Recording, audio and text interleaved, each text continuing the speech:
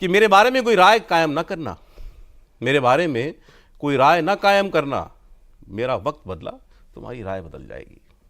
हो सकता है बीजेपी वाले यही सोच रहे हो कि मेरे बारे में राय मत बनाओ, मेरा वक्त बदलेगा तुम्हारी राय बदल जाएगी। सर प्रदीप जी, क्या अंतर है बीजेपी के वर्कर में और किसी और पार्टी के वर्कर में? नहीं, एक बुनियादी अंतर है जो किसी भी कैडर बेस्ड पार्टी में होता है। पहले तो ये क्लियर कर दीजिए कैडर बेस क्या होता है। कैडर बेस ये होता है कि विचारधारा के आधार पर लोग जुड़े हुए हैं आपसे।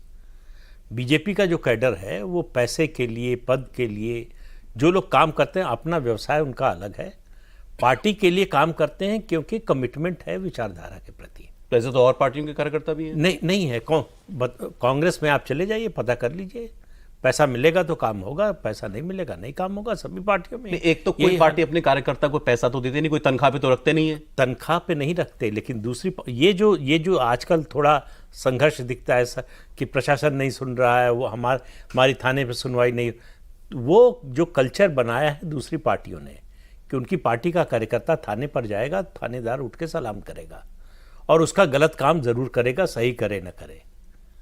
बीजेपी जब भी सत्ता में आती है, मैं आज की बात नहीं कर रहा हूं, जब से राज्यों में उसके बाद केंद्र में, तो ये कल्चर बना हुआ है कि हम दूसरी पार्टियों जैसे नहीं हैं। तो हमारे कार्यकर्ता को वो सुविधा या असुविधा जो भी आप कहना चाहें, वो गलत काम हमारे कार्यकर्ता का नहीं होगा जो दूसरी पार्टियों का होता है। नहीं, मैं पार्टी के साथ हूं। क्यों पार्टी के साथ हूं? क्योंकि विचारधारा के साथ। बस सिंपल प्ले। अगर विचारधारा नहीं है, पार्टी जब आप देख लीजिए इतिहास उठाकर, पार्टी के बड़े नेताओं ने जब विचारधारा छोड़ी, विचारधारा से अलग हुए, पार्टी के कैडर ने नेता को छोड़ दिया। कल्याण सिंह जैसा नेता, कोई पॉपुलरिटी में उनके बराबर का पिछड़ा नेता उस समय देश में नहीं था। मतलब मैं आइडियोलॉजी की वजह से आपकी पार्टी के साथ हूं, सुख में दुख में। हाँ, मुझे कुछ चाहिए भी नहीं। हाँ, मुझे कुछ चाहिए नहीं। लेकिन आप आइडियोलॉजी से नहीं डिगेंगे, उससे डिगेंगे तो फिर हम आपके साथ नहीं रहेंगे। तो चाहे कल्याण सिंह की बात कीजिए, उमा भारती की बात कीजिए, लाल कृष्ण आडवाणी की बात कीजिए, आज जो भाजपा है उन्हीं की बनाई हुई है। वो विचारधारा से हटते हुए दिखे, कैडर ने छोड़ दिया। 2009 में, मतलब आप अगर देखना शुरू करें 1989 से, सबसे खराब परफॉर्मेंस लोकसभा चुनाव में बीजेपी की रही तो 2009 में जब आडवाणी जी को प्रोजेक्ट किया गया प्राइम मिनिस्टर के रूप में। एक समय था राम आंदोलन, अयोध्या आंदोलन के समय की माना जाता था कि वो स्वाभाविक जो है चॉइस है प्राइम मिनिस्टर की, संघ चाहता था उनको।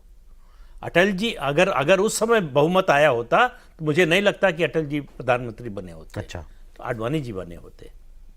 लेकिन आप देखिए उनकी एक पाकिस्तान यात्रा ने सब कुछ बदल दिया। जहां आइडियोलॉजी से अलग हुए, जहां आइडियोलॉजी से अलग हुए, अलग होते हुए दिखे, तो उसमें संघ आ जाता है फिर। ये इससे कॉम्प्रोमाइज नहीं। हम आपकी डे टू डे एक्टिविटीज में कोई दखल नहीं देते, लेकिन आप विचारधारा से अलग जाएंगे तो फिर हमसे कोई अपेक्षा। तो क्या आज बीजेपी के कार्यकर्ता या कार्डर के सामने वही कोई वैसा ही सवाल है कि पार्टी आइडियोलॉजी से डिग रही है? क्या उस वजह से वो हताश निराश है? नहीं, डिग नहीं रही है, उसकी अपेक्षा बढ़ गई है। पहली बार 2014 में पूर्ण बहुमत मिला पार्टी को, जिसकी जब पार्टी की स्थापना हुई थी, चाहे जनसंघ की बात कीजिए चाहे भाजपा की, तो कभी कल्पना भी नहीं थी।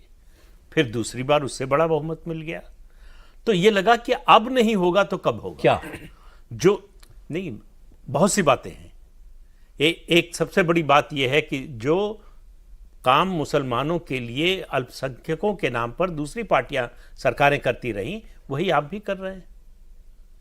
नहीं, वो तो अपीजमेंट करती हैं, ये क्या कर रहे हैं? उस अपीजमेंट को खत्म करने, बंद कर। वक्फ बोर्ड क्यों होना चाहिए आप बताइए? माइनॉरिटी कमीशन क्यों होना चाहिए? देश की सबसे बड़ी दूसरी मेजॉरिटी को आपने माइनॉरिटी बना रखा है।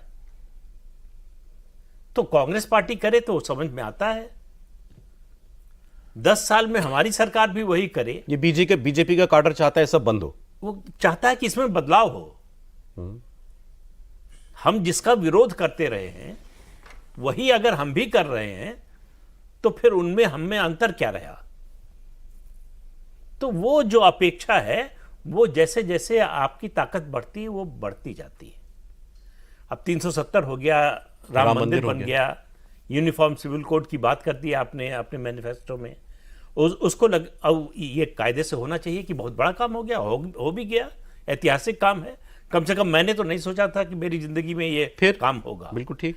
लेकिन अब वो उससे आगे जाना चाहता है।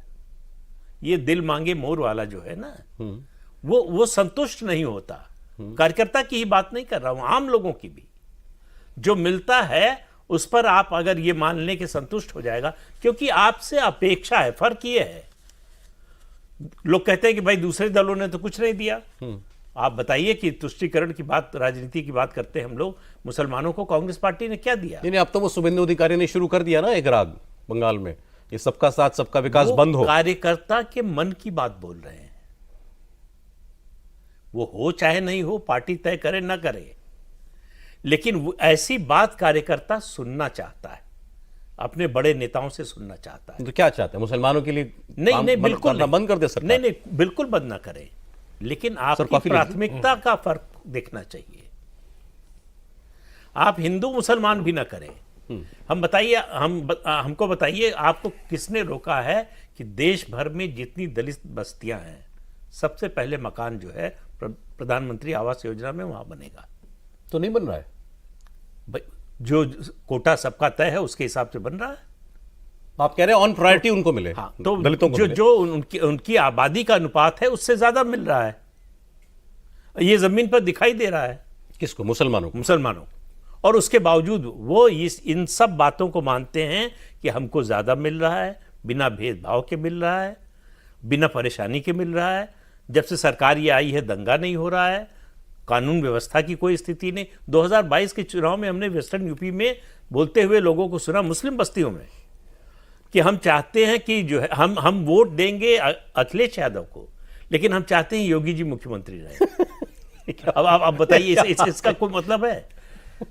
तो उनका कहना है कि कानून व्यवस्था, भाई उनका ये मानना है कि लड़कियां हमारी भी खतरे में थी। अगर हिंदुओं की लड़कियां नहीं निकल पाती थी तो हमारी लड़कियों के लिए भी एक खतरा था, हमारे घर की महिलाओं के लिए भी एक खतरा था। शाम को 5 बजे के बाद तो पुरुष नहीं निकलते थे, 5-6 बजे के बाद। वो सब बदल गया। आपने कहा कि बीजेपी का कार्डर या वर्कर चाहता है सरकार अपनी प्रायोरिटीज बदले। बिल्कुल, उसकी जो विचारधारा है उसके अनुसार उसकी प्रायोरिटीज हो, और इसी वजह से उसमें कुछ निराशा रही है। उसमें कुछ निराशा के बहुत सारी वजह हो सकती है, ये भी एक रीजन है जो आपने कहा। ऑलराइट।